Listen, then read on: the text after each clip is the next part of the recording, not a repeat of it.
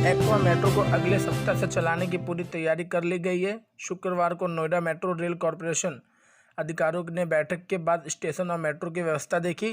केंद्र व राज्य सरकार से निर्देश मिलते ही मेट्रो शुरू कर दी जाएगी। सफ़र करने वाले सभी यात्रियों को मास्क पहनना अनिवार्य होगा। सामाजिक दूरी के मानक के साथ यात्रियों को संक्रमण मुक्त करना होगा। यात्रियों के लिए आरोग्य सेतु ऐप भी मोबाइल में डाउनलोड करना अनिवार्य होगा। दिल्ली एनसीआर सहित पूरे देश में 22 मार्च से मेट्रो का संचालन बंद है।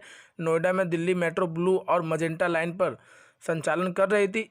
इतर नोएडा गिरोनों के बीच एनएमआरसी एक्वा लाइन पर मेट्रो का संचालन कर रही थी। अब पूर्णबंदी 4 में मेट्रो चलाने की मंजूरी मिलने की संभावना है, जिसे देखते हुए अब डीएमआरसी के साथ साथ एनएमआरसी ने भी तैयारी शुरू कर दी है। एनएमआरसी के अधिकारियों ने स्टेशन और मेट्रो बोगी के अंदर जाकर व्यवस्था देखी।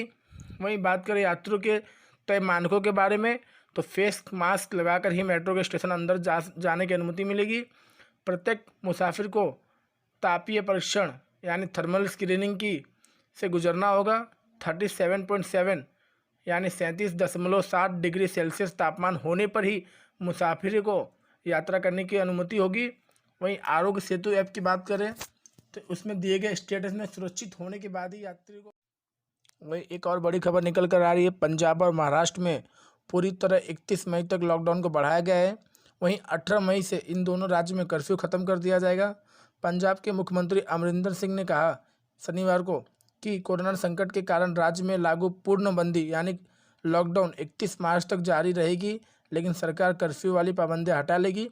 मुख्यमंत्री ने यह भी कहा कि 18 मई से राज्य में कर्फ्यू नहीं होगा, लेकिन लॉकडाउन 31 मई तक जारी रहेगी। उन्होंने संकेत दिया कि 18 मई से कुछ हद तक सार्वजनिक परिवहन भी चल सकेंगे। उन्होंने कहा कि राज्य सरकार 18 मई से और ढील देने की घोषणा करेगी, लेकिन साथ ही उन्होंने राज्य में कोविड-19 को फैलने से रोकने के लिए लोगों की मदद मांगी है।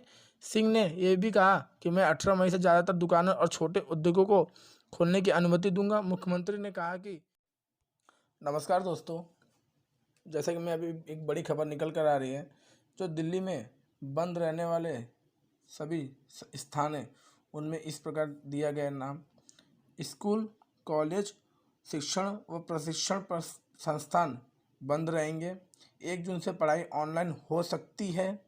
Cinema hall, gym, swimming pool, मनोरंजन पार्क, थिएटर, बार, हॉल, सामाजिक व धार्मिक गतिविधि, खेल, सांस्कृतिक गतिविधि आदि बंद रहेगी।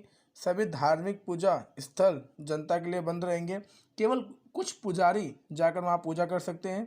नाई की दुकान, स्पा व सैलून बंद रहेंगे। वहीं अरविंद केजरीवाल ने इस बात के भी संकेत दिए हैं कि कुछ मॉल के हिस्से जो शॉपिंग मॉल कॉम्प्लेक्स। दोस्तों एक ऐसी बड़ी खबर निकल कर आ रही है, जो मोदी सरकार ने 20 लाख करोड़ के आर्थिक पैकेज की घोषणा की थी, उसकी चौथी किस्त शनिवार को निर्मला सीतारमण जो वित्त मंत्री हैं और जो वित्त राज्य मंत्री अनुराग ठाकुर ने पेश की। इस पर प्रधानमंत्री नरेंद्र मोदी ने कहा कि सरकार द्वारा शनिवार को घोषित आर्थिक उपायों से कारोबार के अवसर बढ़ेंगे और अर्थव्यवस्था के कायाकल्प करने में मदद मिलेगी। मोदी ने ट्वीट किया कि वित्त मंत्री निर्मला सीतारमण ने शनिवार को जो घोषणा की उनमें कई महत्वपूर्ण क्षेत्र मसलन कोयला, खनिज, रक्षा, विमानन, अंतरिक्ष और परमाणु ऊर्जा को शामिल किया गया है। प्रधानमंत्री कोविड-19 से प्रभावित अर्थव्यवस्था को उबारने के लिए 20 लाख करोड़ रुपए के आर्थिक पैकेज की घोषणा की थी। सीतारमण ने शनिवार को इस पैकेज की चौथी किस्त का ब्यौरा जारी किया। अर्थव्यवस्था को उबारने के लिए सरकार ने कुछ बड़े कदम उठाए हैं।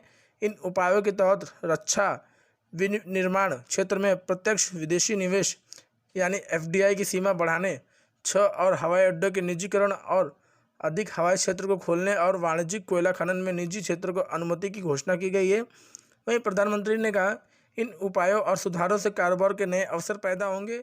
इनमें दोस्तों एक और बड़ी खबर निकल कर आ रही है, जो कांग्रेस के पूर्व अध्यक्ष और वायनाड से सांसद राहुल गांधी ने शनिवार को दिल्ली में प्रवासी श्रमिकों से मुलाकात करके उनकी स्थिति के बारे में जानकारी ली।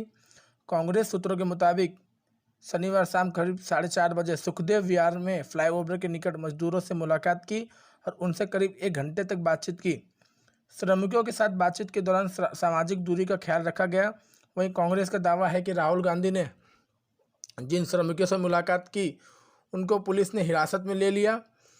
पार्टी प्रवक्ता गौरव वल्लभ ने कहा कि सरकार को इस बात का डर है कि कहीं प्रवासी श्रमिक उनके घर जाकर लोगों से उसकी सच्चाई ना बताएं। वहीं दक्षिणी पूर्व जिला पुलिस उपायुक्त आरपी मीणा ने बताया कि राहुल गांधी के आने के बाद कांग्रेस के कुछ कार्यकर्ता वहां पहुंचे थे, मजदूरों को उनके घर तक भेजने की व्यवस्था करने की बात कर रहे थे, जिसके बाद कुछ मजदूरों को कार से उनके घर तक भेजा गया।